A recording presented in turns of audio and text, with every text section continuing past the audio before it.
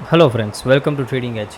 सो Nifty bank Nifty में आज क्या मुंह मिला है, कल हम कैसे ट्रेड करेंगे वो डिस्कस कर लेते हैं। देखो फ्रेंड्स, हमारा प्लान क्या था, सीधा सीधा सिंपल सा प्लान था कि अगर हम गैप अप ओपन होते हैं, राइट, तो हमने क्या डिस्कस किया था कि यहाँ पे एक अच्छी खासी लिक्विडिटी दिख रही है जहाँ पे लोगों के स्टॉप लॉस पड़े होंगे। वो मार्केट वहाँ से नीचे आया, बट हमने जितना डाउन मूव एक्सपेक्ट किया था उतना नीचे नहीं आया। बट एटलीस्ट मैं यही बोलूँगा कि एटलीस्ट आप यहाँ पे बाइंग में नहीं फंसे, राइट। जो भी लोग यहाँ पे ब्रेकआउट सोच के बाइंग में फंसे होंगे, पूरा दिन बाइंग में फंसे रह गए होंगे।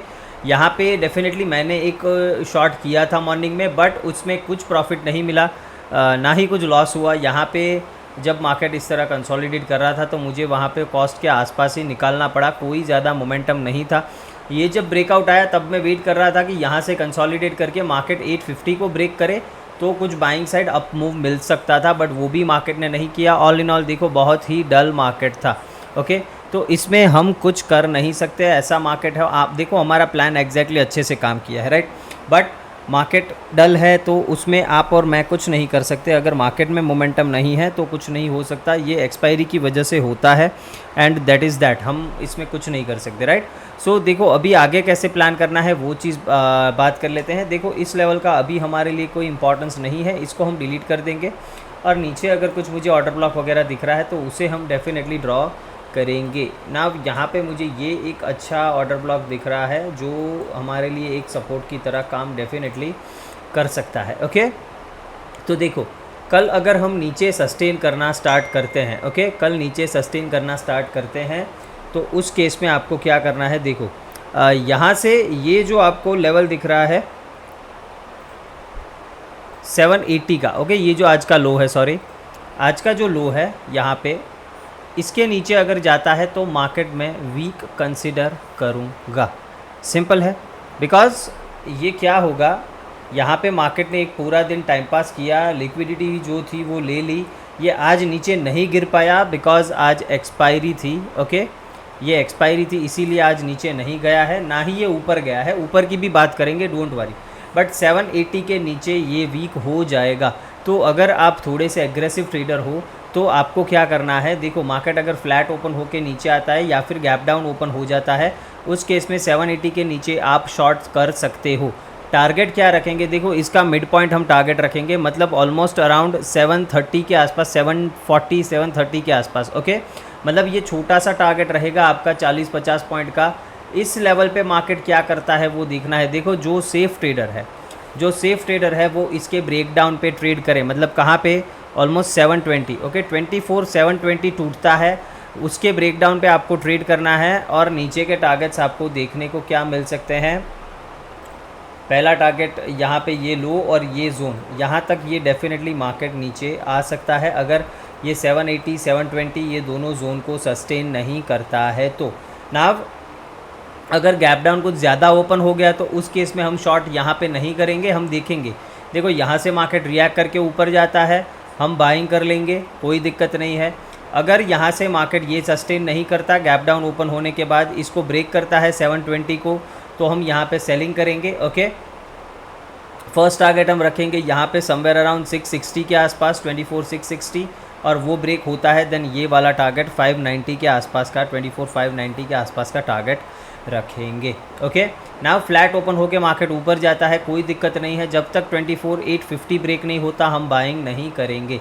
अगर फ्लैट ओपन होके ऊपर जाके 850 ब्रेक करता है, हम 24,950 और फिर 25,000 तक के टारगेट्स हम देखने को मिल सकते हैं। ओके, अगर गैप अप ही ओपन हो गया, कोई दिक्कत नहीं, देखना पड़ेगा कि इधर ये सस्टेन करके ऊपर जाता है। अगर 870 के ऊपर क्रॉस कर देता है गैप अप ओपन होके, तो हम डेफिनेटली वापस से यहाँ पे बाइंग कर सकते हैं, बिकॉज ये क्या होगा, एक अप मूव, फिर ये मार्केट ने टाइम पास किया, फिर यहाँ से एक वापस से अप मूव कंटिन्यू कर सकता है। तो गैप अप के केस में आप 24,850 के ऊपर मार्केट अगर 5 मिनट भी रुकता है, एक 5 मिनट की कैंडल, तो आप उसके हाई पे बाय कर सकते हो, उसमें कोई दिक्कत नहीं होगी, राइट।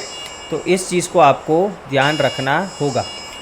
नाउ बात कर लेते हैं, देखो, बैंक निफ्टी की अगर बात करते हैं, देन ये भी देखो हमारा प्लान क्या था, दैट अगर ये 50,950 1,000 के आसपास गैप अप ओपन होता है तो यहाँ पे कंसोलिडेट करके 51,050 के ब्रेकआउट का वेट करेंगे। ना। अब यहाँ पे आई गेस उसने ब्रेकआउट भी दिया बट वो फेल कर दिया, तो आई गेस इसमें आपका एक स्टॉप लॉस डेफिनेटली हिट हुआ होगा। देखो आई टोल्ड यू कि मार्केट अगर इस तरह बिहेव करने पे आता है तो हम इस चीज़ में कुछ नहीं कर सकते हैं। कल के लिए वापस से सेम लेवल है, अगर वापस से 51,050 के ऊपर अगर ये सस्टेन करता है आप बाइंग करोगे 51,200, 51,400, 500, ये आपके टारगेट्स हो जाने चाहिए फॉर दी अपसाइड। ये जो ऊपर के लेवल्स हमने यहाँ पे ड्रॉ किए हैं उसको हम टारगेट करेंगे। ओके, ये वाला जो जोन है इसको टारगेट करेंगे। नाव अगर मार्केट नीचे जाता है, देखो डाउन साइड में बैंक्स में अगर आप एग्रेसिव ट्रेडर हो देन 50,800 के नीचे आप शॉर्ट कर सकते हो। ओके, 50,800 के नीचे आप सेलिंग कर सकते हो। पहला टारगेट 50,600, इसको सस्टेन नहीं करता देन 50,400, इस तरीके के टारगेट आपको देखने को मिल सकता है। बट 50,800 के नीचे ही शॉर्ट प्लान करेंगे, वो गैप डाउन ओपन होके हो या फिर फ्लैट ओपन होके नीचे आए, दोनों ही केस में आप कर सकते हो। अगर मार्केट देखो यहीं पे ओपन होता है, मान लेते हैं यहाँ पे ही क्लोज होता है और यहीं पे ओपन होता है कल मॉर्निंग में, और सीधा यहाँ से एक रेड कैंडल इस तरीके से बना देता है, देन एक पुल बैक के बाद ही ट्रेड करना, बिकॉज अदरवाइज़ वो ट्रैप भी कर सकता है। हो सकता है पहली कैंडल ऐसे बना दे फिर वो रिवर्स हो जाए, स्लो एंड स्टडी ऊपर चला जाए। ओके, तो अगर डायरेक्टली यहाँ से 200 पॉइंट नीचे आ जाता है तो उस केस में डायरेक्टली 50,800 के नीचे शॉर्ट मत करना, एक प्राइस एक्शन इस तरीके से बनने देना, फिर सेल करना है।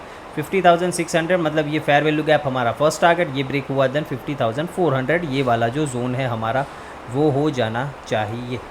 ना देखो फ्रेंड्स, गैप अप के केस में क्या करना है, अगर गैप अप ओपन होता है, छोटा मोटा गैप अप ओपन होता है 100 पॉइंट्स का, 150 पॉइंट्स का, कोई दिक्कत नहीं, हम बाइंग करेंगे, ये जोन टारगेट रखेंगे। सिंपल है, यहाँ पे सस्टेन करना चाहिए बस गैप अप के बाद। ओके, और अगर गैप अप ओपन होके नीचे आना स्टार्ट करता है तो आपको कुछ नहीं करना है, सिर्फ देखना है प्राइस यहाँ से सपोर्ट लेके ऊपर जाता है या इसको ब्रेक डाउन करता है।